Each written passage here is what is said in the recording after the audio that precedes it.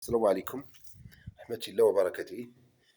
اليوم تنتواجد في واحد البقعة المساحة ديالها 2500 متر، ملكية بالعدول. فيها واحد الدار مساحة ديالها شي 70 ما بين 70 64 متر، قريبة لنص الخدمة، مجلجة كل شيء، خصها غير القبص. فيها صالون، فيها بيت ناس 3 على 5 مترو كما كتشاهدوا معايا.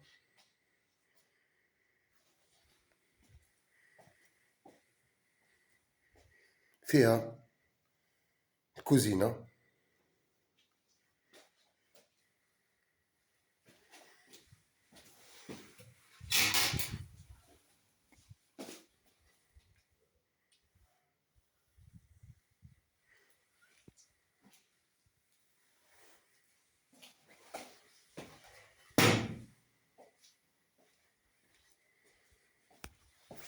قريبة من الساكنة، قريبة من الجيران، قريبة من السكان.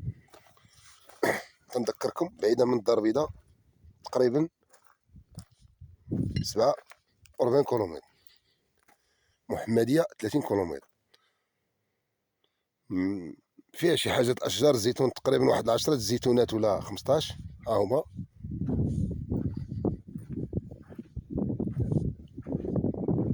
الأرض ديالها هي قريبة من القدرون 400 متر. أرض تبارك الله اللي مازال على الشجر ديالها هي كيفاش دايرة ما شاء الله. شوفوا معايا. بالنسبة للدار أمامكم اللور ديالها،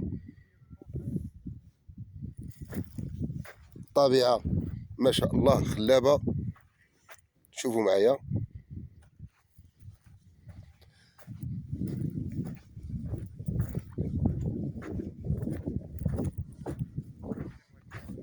قريبة من السكان، شوفوا معايا، شاهدوا معايا، قريبة من السكان.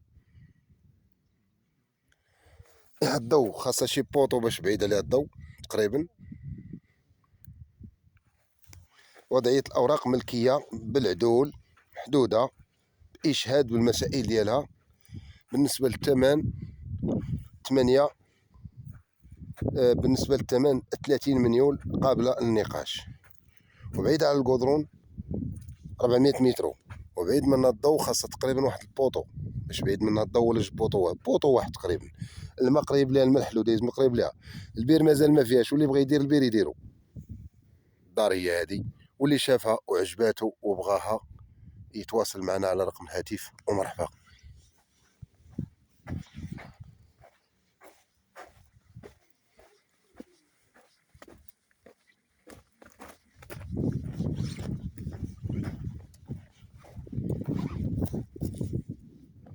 وعلى الطريق